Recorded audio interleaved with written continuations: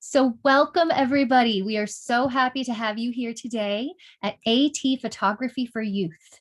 Um, my name is Carrie Winninger and I work with the Center for Environmental Inquiry at Sonoma State University. And I'm going to go ahead and put that in the chat because there are some other great events that you can see that we have coming up.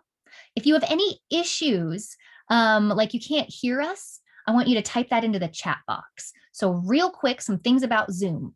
Please rename yourself to make sure it's just your first name. We're trying to protect privacy. I have you all muted and turned your videos off, and it's really important that you keep it that way unless you're okay with being recorded. Then show your face, but know it'll be recorded and we're going to post it later. Because there's going to be a few of us here, just stay muted unless you want to say something in particular. Okay, also type any questions you have in the box for Jeree or Rick. You can do that right when you think of your question, and then I'll make sure and ask it later. You can also feel free to email Rick and Jeree after the event, and you can always email me with questions also. So I'm going to put both of our emails in the chat right now. This event is being recorded, like I said, and we'll email you all afterwards to make sure you know how to find it. Okay, I love my job. I'm really, really lucky to have this job. With the Center for Environmental Inquiry, it's a group of people working together for the university to bring students and teachers and community together to help the environment. What could be better than that? We want students of all ages to learn about and interact more with the natural world. And we give you skills to make a difference, turning education into action. And everybody here today is one of those students, and we're going to make a difference together. So our leaders, Rick and Jeree Waller, are the founders of HeartWork Accessible Nature Photography. I've known them for a couple years and just love what their organization does. And they'll tell you all about that and everything they need to know about the event. You need to know about the event today, except there's one exception.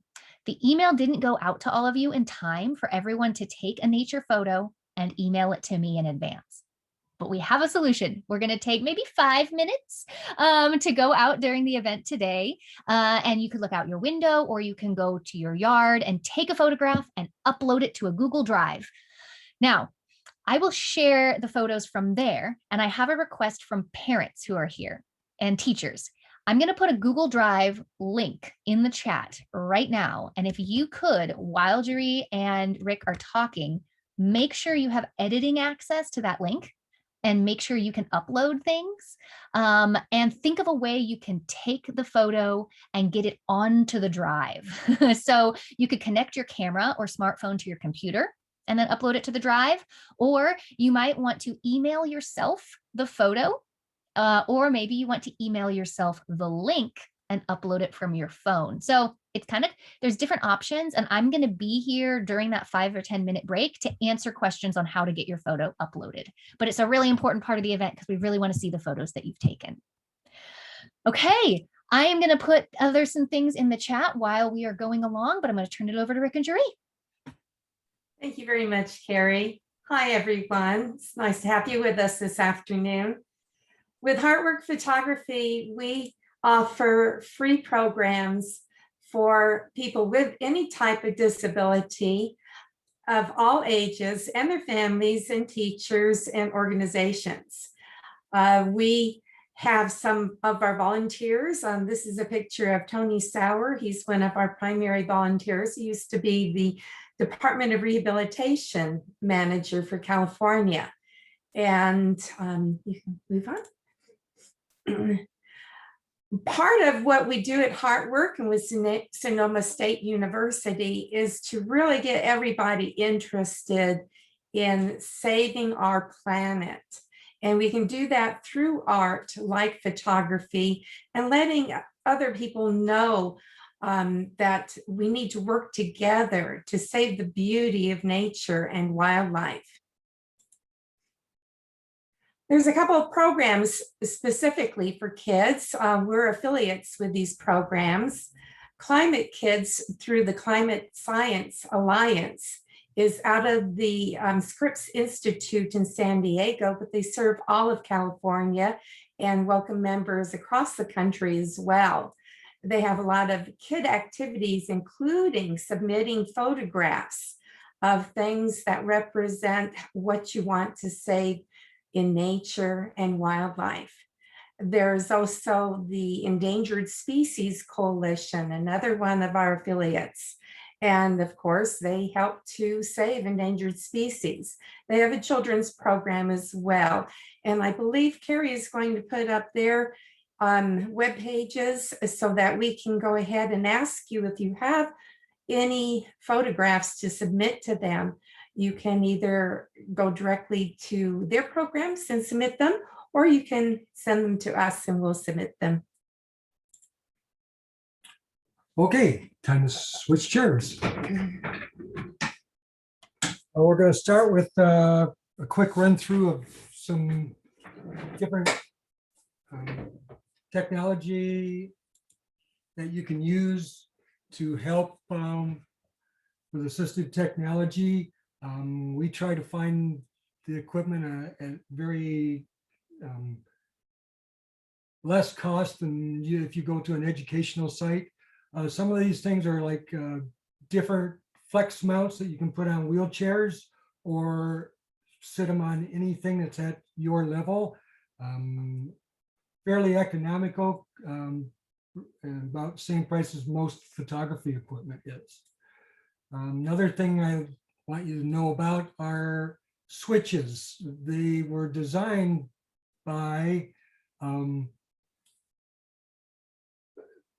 parachutists, and if you buy them from these companies, they're tremendously cheaper than buying them from the education. So we have on the scene, on the screen right this minute, a blow switch, a bite switch, and a tongue switch. So if you don't have mobility with your hands, you can have one of these in your mouth and control your camera that way.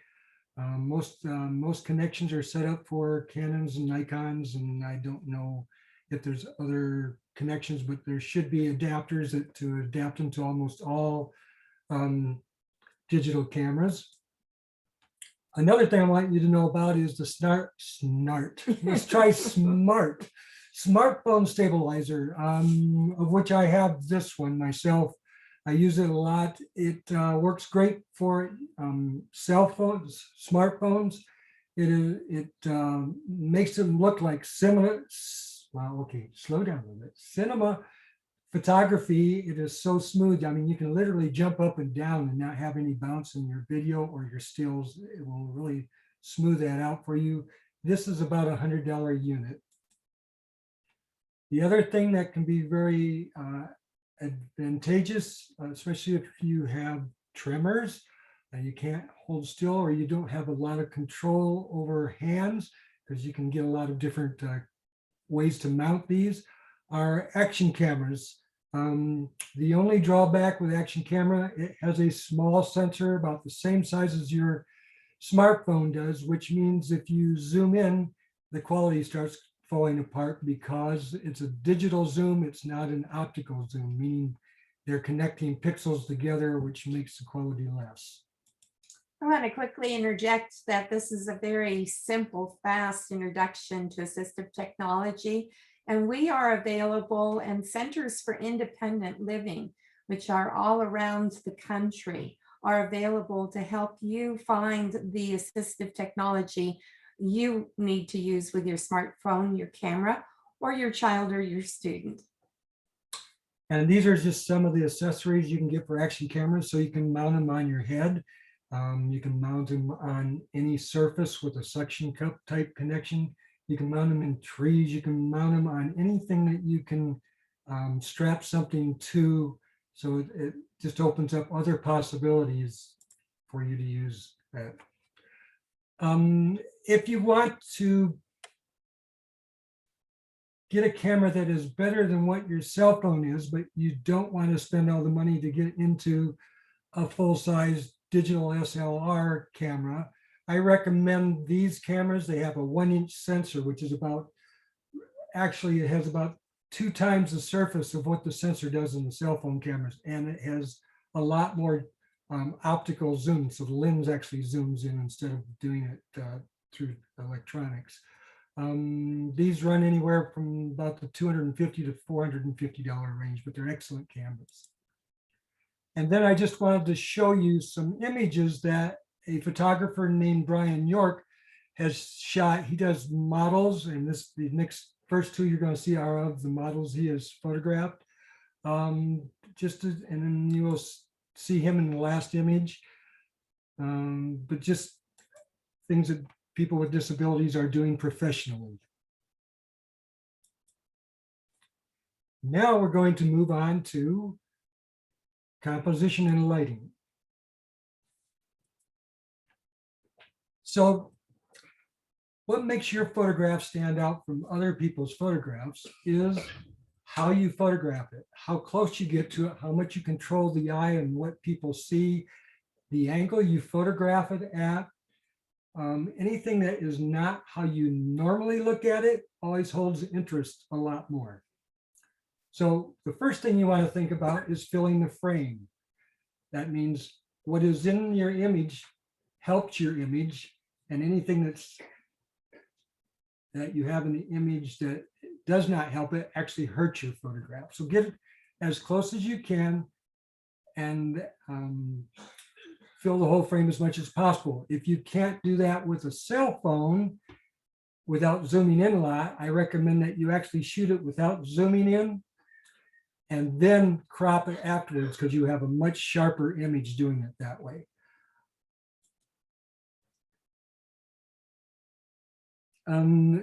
The closer you get into them, the more detail you get.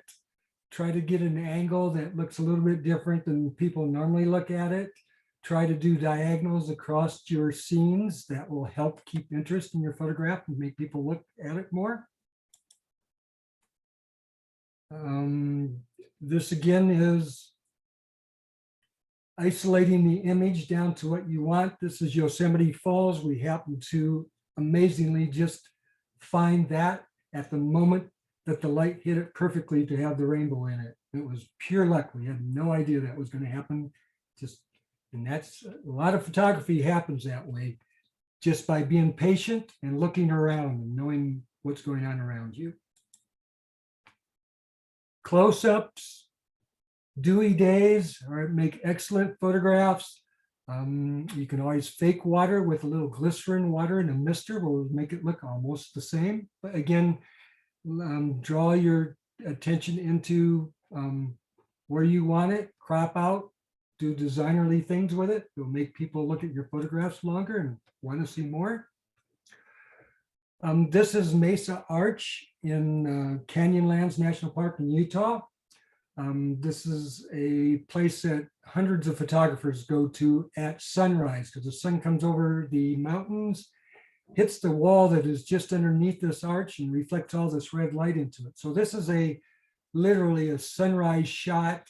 This is a few minutes afterwards, but all that red is because of the sight of the sun bouncing off of the wall that's right below this arch. Back to Yosemite, El Capitan. Fog is a wonderful thing to have in photography, especially as it gets brighter and brighter. This is mid-morning shot. Fog and trees help you frame it to keep your eye in the photograph and make people look at what you want to photograph, what you want them to see. And the trees on the side are natural framing that keeps your eye in the photo, and the fog just adds a little more mystery to it, and it also softens the contrast. So do not shy away from foggy days. They are wonderful, wonderful times to shoot. This was shot at Bryce Canyon at almost sunset, which means the sun was falling down low on the western horizon, and that creates just all that different texture in the different hoodoos that are in Bryce Canyon, one of my favorite parks. So one more shot I'm going to show you of lighting. This was an overcast day. This was at Lake of the Ozarks in Missouri. One of the things we always talk about when we're talking about wildlife is you should not get too close to wildlife. You want to protect their safe zone. This great blue heron actually started out maybe 75, 80 feet away from me. and slowly over 25, 30 minutes progressed towards me, became really comfortable with me, ended up about maybe 25, 30 feet away from me. I never moved. It all made all the moves. It felt comfortable. And that's how you want to deal with wildlife and birds is they will let you know when they are uncomfortable. They will usually fly away. This was after 30 minutes and it kind of gave me a look like, well, I'm leaving. Do you want to get this photograph? And I was very lucky to get it. On chat, we had a question from a participant about how to get good wildlife photographs without using a zoom or getting too close. Yeah, that's a tough one.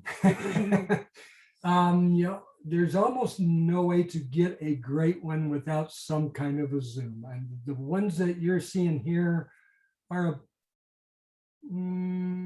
probably nothing in here you've seen so far is over a 300 millimeter on a crop sensor DSLR. But again, if you get the shot and you get it on a smartphone and you don't zoom in at all, and then you crop in, the detail will be pretty decent, but you won't capture all the feather detail, but you can still get a really good shot with that. So don't be afraid of doing that. And if you have any other camera that actually does some lens zoom in, then use that. If you have the newer editions of iPhone and Pixels and Samsungs with multiple cameras, you can zoom in much more because the way they have written the technology for those to use the multiple lenses, you can get some really nice shots with them. I know a person that writes for Adobe that uses his iPhone almost entirely anymore, and he never zooms in, but the stuff he's getting is just absolutely amazing. The other thing I want to talk to you about is composition, is called rule of thirds. And there are many, many different rules out there for composition. This is the easiest one to remember. And also on most phones, most cameras, you can turn on this grid that's built into the camera. So these lines will show up in your viewfinder. The idea is to move like the eyes up to one of these lines. So basically these lines are spaced so they are a third of the way down and 2/3 of the way down your image, and a third of the way across and 2/3 of the way across in your image. And where the lines intersect are the best places to put the points of interest, like the eyes, like a hand, like the flower, like the horizon line, which I'll show you a couple of images in a second. Okay, this is actually a 3 a.m. sunrise up in Alaska. Excuse me, this was British Columbia, almost into the Yukon. So we were getting fairly north, and I shot this on my camera. It's amazing how bright it was already. I couldn't believe it. The detail it held was great. On a tripod, there's no way you could handhold it. It was a fairly long exposure. But the horizon line, to me, the sky was more important than the frozen lake was. And so therefore I moved my horizon line down to the rule of thirds, the bottom third. The time you don't do that is when you have a situation like this, and this is Lassen Volcanic National Park, and this is Mount Lassen, reflecting into Manzanita Lake. And then the reflection and the mountain itself are almost equally important. So putting the horizon right in the center works great. And just again, try to use some tree above. If you can get some branches that locks the eye in from just going away and from the dead sky, that always helps. And then after you talk about all the technology, the most important thing when you're shooting wildlife is, and almost anything, but wildlife, because it's going to change very quickly, is capture the moment. If you will look into this photo, there is nothing that is sharp. I had no time to do anything but to get the shot, and it walked away as soon as it did this. It walked out the road, stuck its tongue out, and walked away. It doesn't mean anything if you got all the technology right and you missed the moment. So try to capture the moment. Wildlife, it's all about the moment. These are sandhill cranes at takeoff down by Lodi, California, where they all migrate. Well, most of them migrate for the winter. This is a endangered species. It is a loggerhead turtle. You kind of get to see them. We happen to be in the Caribbean. It had a great clear water, and you could just kind of anticipate when the head was going to come out. And you take as many shots as you can, and you keep the best. And another endangered species is the grizzly bear. This again was back up in British Columbia a couple years ago. It just come out of hibernation. It was eating all of the grasses to unplug itself after hibernation. It literally walked down the road. We were in a motorhome. We'd never been this close. You always want to stay 100 yards away from meat eaters and 25 yards away from plant eaters. But we were in a motorhome on the road, and it literally walked up to about 15 feet outside the road, looked at us once, and I don't care, I'm hungry. You don't move, I don't move. And we had our window rolled down. You could hear it breathing. It was that close, but never do that unprotected. And since it didn't care or give us any worry, we stayed there and had no issue. But don't want to do that. I have another shot of a grizzly up in Yellowstone that you'll see in a little while that we were 150 feet away from. Okay, so that covers what I wanted to teach you about lighting, times of day. Noon is terrible. Sun's overhead, casts terrible dark shadows. So early morning, late evening, there's before the sunrise, it's called the blue hour, some amazing light. At sunrise, it's called the golden hour. At sunset, you have the golden hour again. After sunset, you have the blue hour again. Greatest times to take photographs. If you don't have that, and it's really bright, sunny day, look for foggy days. They're wonderful. The other trick is in processing, you lower the contrast a whole lot, so and open up the shadows and bring down the highlights. Okay, moving on. Rick, there was one question that a participant said. They said, wow, how do you know the right timing and place to take these type of photos? You do a lot of research. We scout and scout and scout. And I've gone for years without finding a bald eagle. I was wanting to photograph a bald eagle. Then all of a sudden I got a whole bunch of them. We just happened to find the places. This situation, a lot of the times it's just look and sit, and like with the great blue heron, I just saw it fly in and land, and I walked very slowly towards it till I was what I figured was not quite its comfort zone yet, and it had made no indication to me that it was nervous. And I just stood there, and it appreciated that and walked towards me. But it was probably once in a lifetime image getting that image. It was probably a once in a lifetime image getting this grizzly bear to be that close and not care that I was there. Other times, you just luck into, when it's wildlife, you luck into it a lot. But you go to a lot of wildlife preserves. There are a bunch of them in the Central Valley in Northern California. And you just learn over a couple years that the timing of when different birds show up, and it takes a lot of practice with it. I now have a 500 millimeter lens. It's about a 750 on my camera. It takes a lots of practice to dial in to get that great shot. So just don't be in a hurry. Take a lot of photos, throw away the ones you don't like, and every time you take another one that you do like, you learn something. Any others? No, let's move on to accessible trails. Okay, accessible trails. I'm going to start with mostly Northern California here, but we'll move to a couple that are out of that.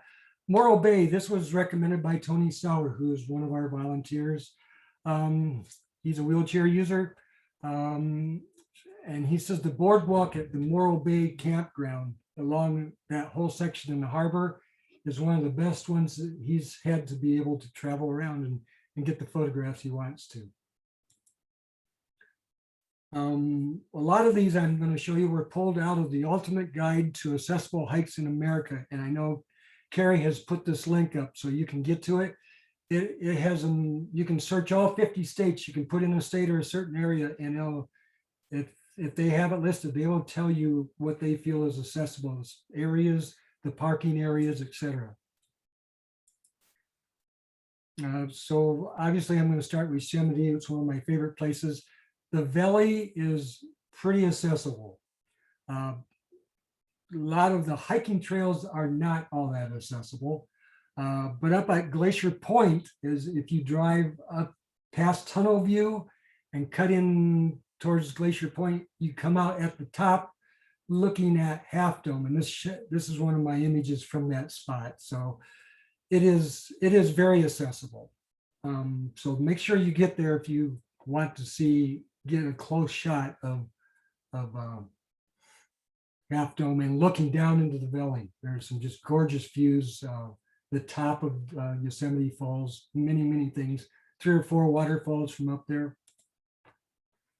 Año Nuevo State Park down along the coast. They have a whole lot of elephant seals. Great place to go. Check websites because almost all of them will tell you timing to get the best views. They have you can actually get a van from the visitors or the entrance visitor center that will take you out to the boardwalk. If you don't have any transportation to get there, the boardwalk will take you out to the point where you can see a lot of this. It's one of the better places to have access to. This is one of my favorite places, McCarricker State Park, Fort Bragg.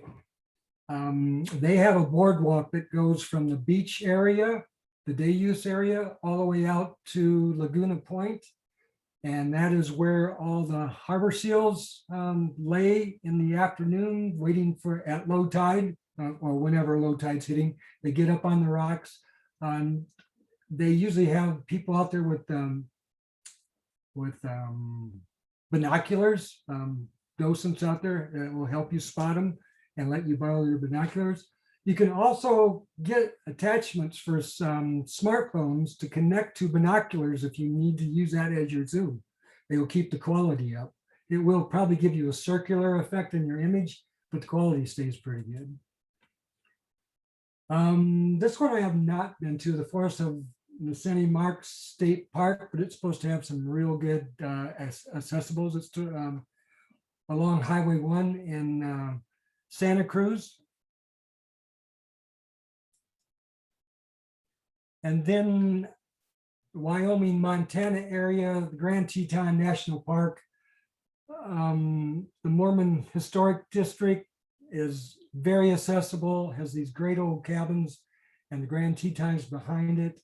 One of the better times to go is late September because everybody's kind of gone home, and Yellowstone and Grand Tetons are pretty vacant, but they do close down. You got to hit your timing just right before they close down the roads. And this was just before that happened. This was late September, about 1.5 years ago. And I did come back through it this spring. This image, both of these images were taken this spring at up by Mammoth Hot Springs in Yellowstone.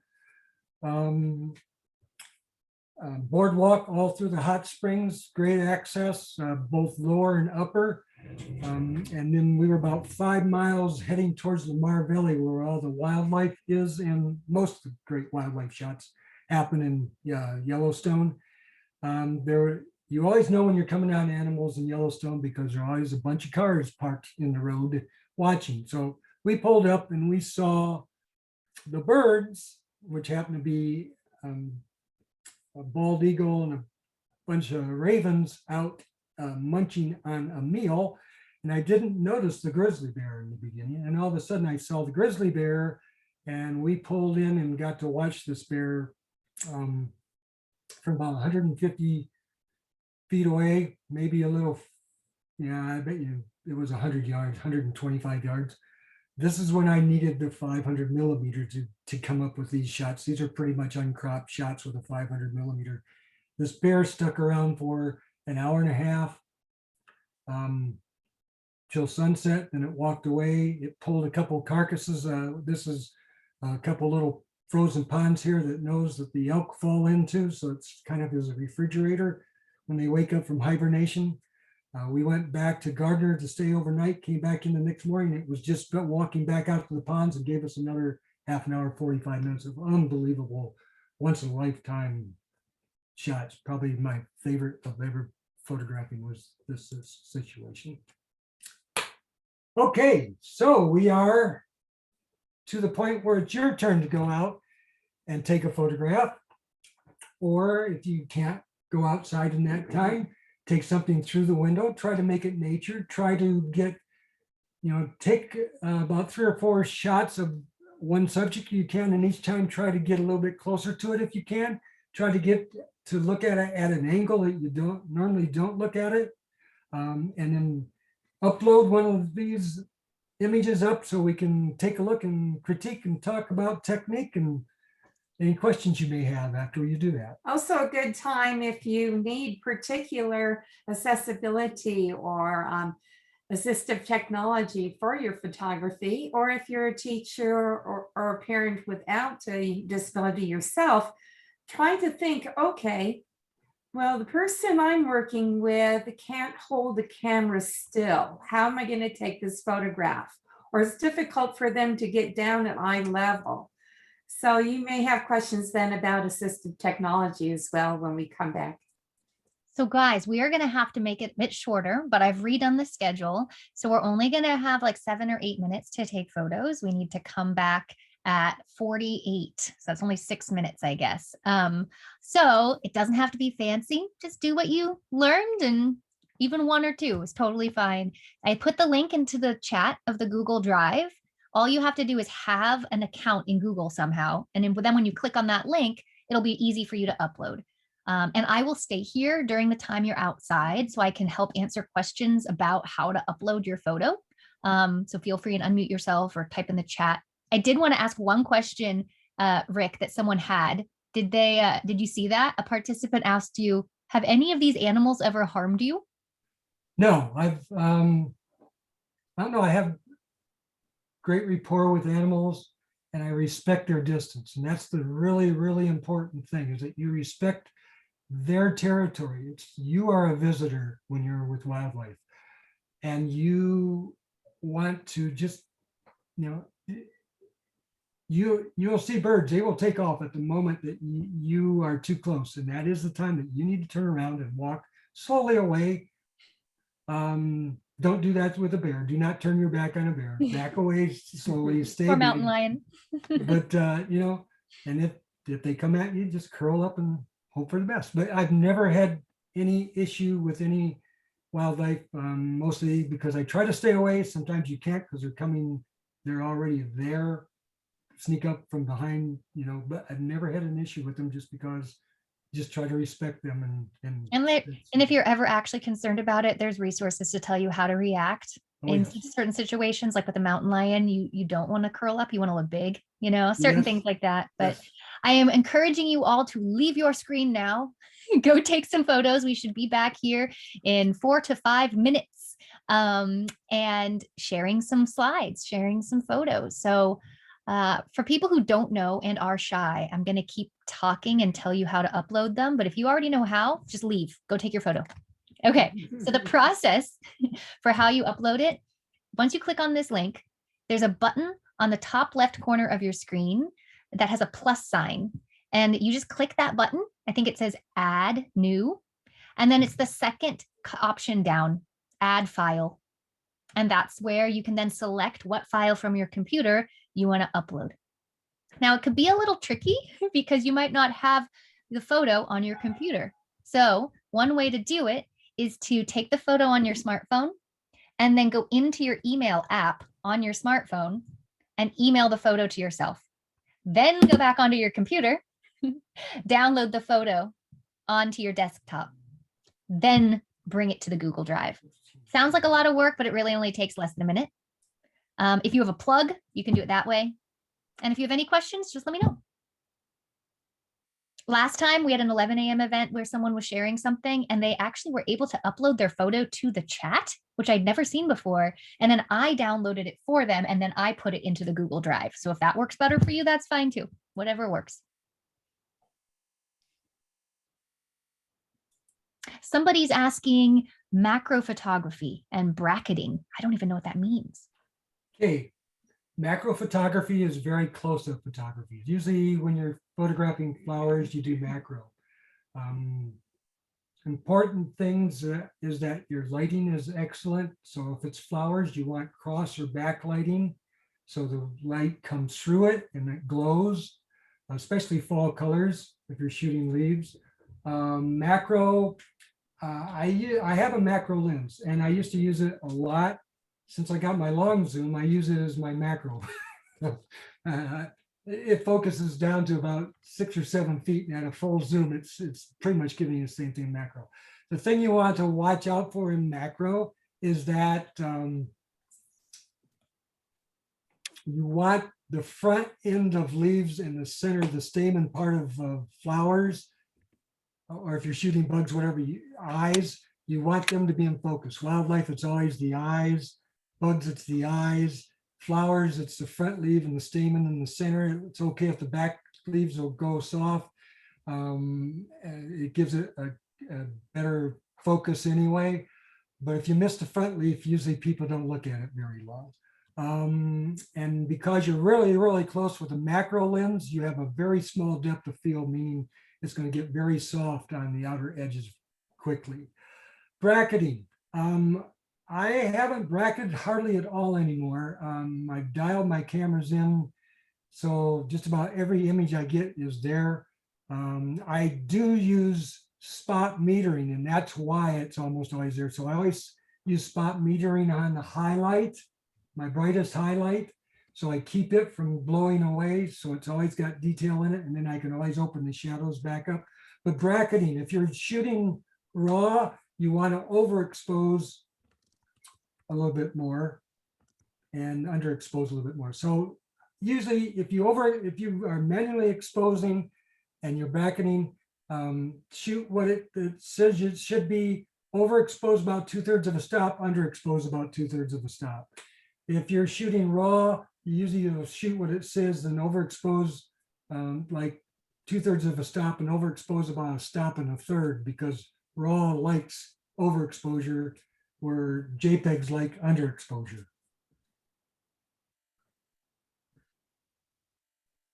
We just had one participant say that their iPad is running out of battery. So thank you for joining us while you could.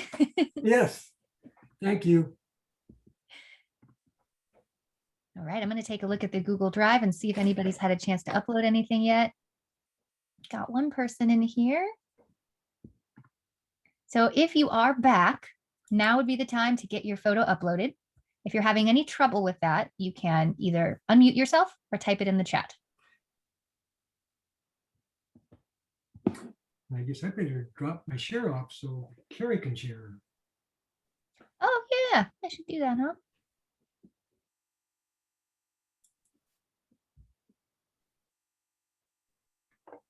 I might load one of my photos. Hey, I just want to drop my share. I don't. Okay, this is going to be fun. This is showing how it works. I have a plant next to me. It is a potted plant, but I am going to use what you said and take a picture of my potted plant. Why not? Is there a newt in your potted plant? I wish.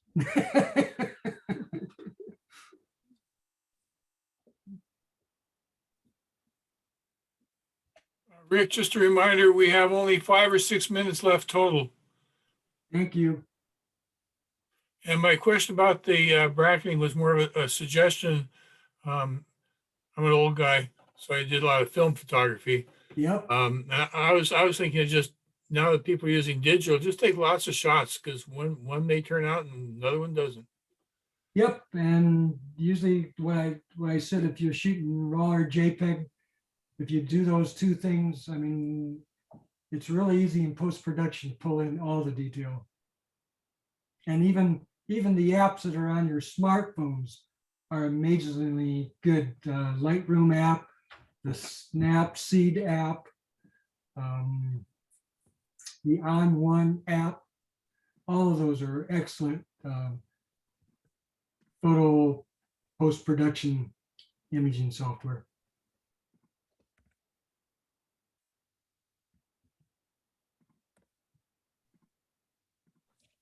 All right. Well, I Okay, guess pop I'll them go up there, ahead and Jeree. do the first one. Yeah.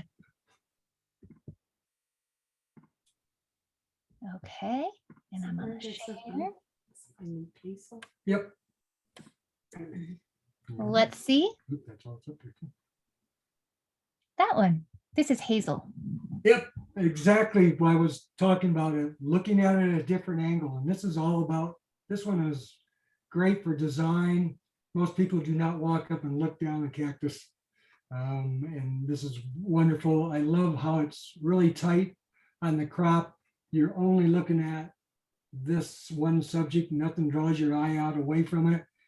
Great location. And the fact that it all generates from the center works great, and the leaves draw you back into the center because they act as leading lines from the corners to pull you back into the center. Wonderful shot.